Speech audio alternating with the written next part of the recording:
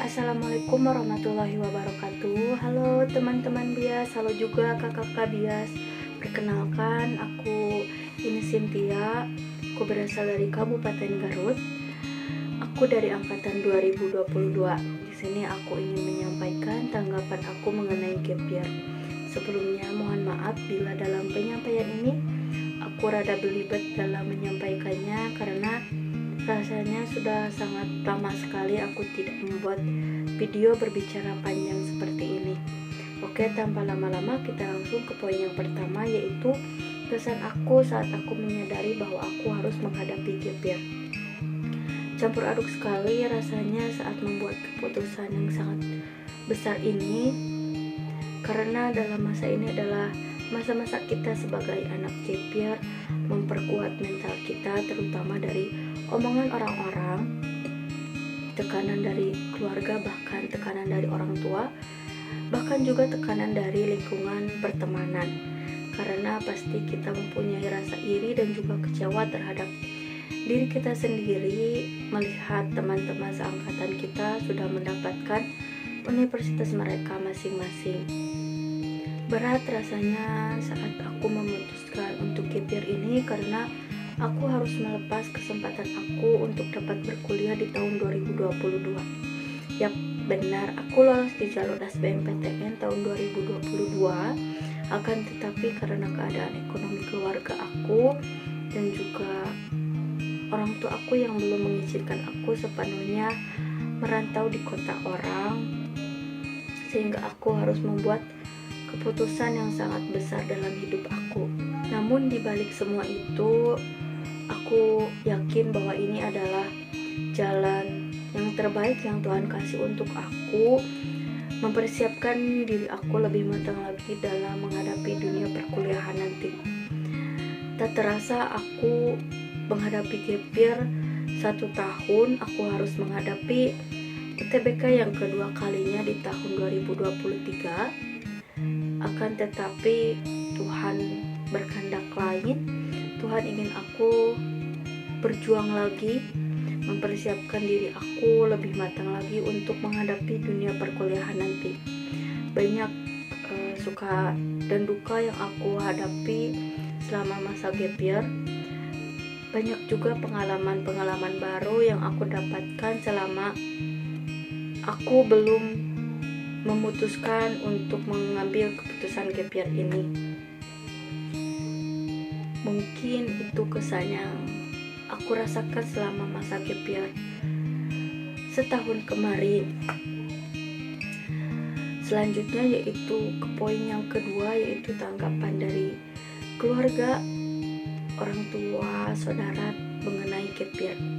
Yang pertama, aku ingin menyampaikan bahwa keluarga aku bukanlah keluarga yang melek terhadap pendidikan. Mereka tidak tahu apa itu gap year, mereka tidak tahu bagaimana proses seleksi untuk masuk sebuah universitas.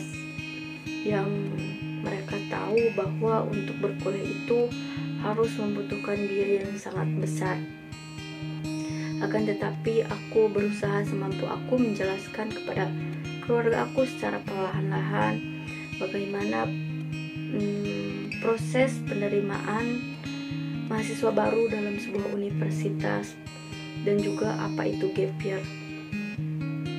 Pertama-tama mereka menganggap bahwa gap year ini adalah masa-masa menganggur sebagai lulusan dari SMA ataupun SMK. Baik, kita langsung ke poin yang ketiga, yaitu harapan saya kepada pihak-pihak terkait mengenai dengan gap year. Saya sangat berharap akan ada instansi-instansi lain, baik itu dari pemerintah ataupun pihak lainnya, untuk membuat banyak program terhadap anak gap year seperti volunteering, magang, kursus, les, ataupun yang lainnya seperti yang Bias Education ini jalankan. Karena dengan banyaknya program itu, selain kita anak gap year fokus untuk belajar, kita dapat mengembangkan skill-skill kita di bidang lainnya. Jadi saya sangat berharap sekali untuk tahun-tahun berikutnya bakal ada banyak program-program untuk anak gap year seperti di negara-negara lainnya. Untuk poin yang keempat yaitu rencana saya di masa gap year sekarang. Rencana saya untuk masa gap year sekarang yaitu saya ingin fokus belajar untuk SNBT tahun 2024. Akan tetapi selain untuk fokus belajar, saya juga berencana ingin mengikuti volunteering. Selama saya mencari lembaga-lembaga yang dapat saya ikuti untuk volunteering, untuk mempersiapkan diri saya, untuk mempersiapkan mental saya, bagaimana rasanya untuk merantau di kota orang. Akan tetapi selama saya cari lembaga yang ingin saya ikuti untuk volunteering, saya menemukan Bias Education ini.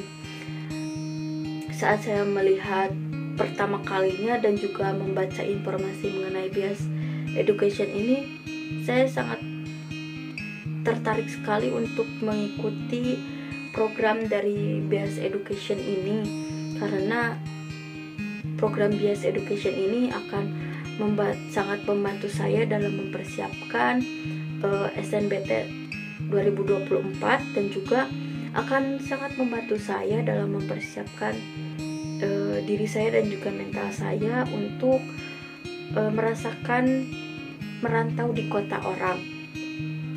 Itulah rencana yang sudah saya buat untuk masa gap year sekarang.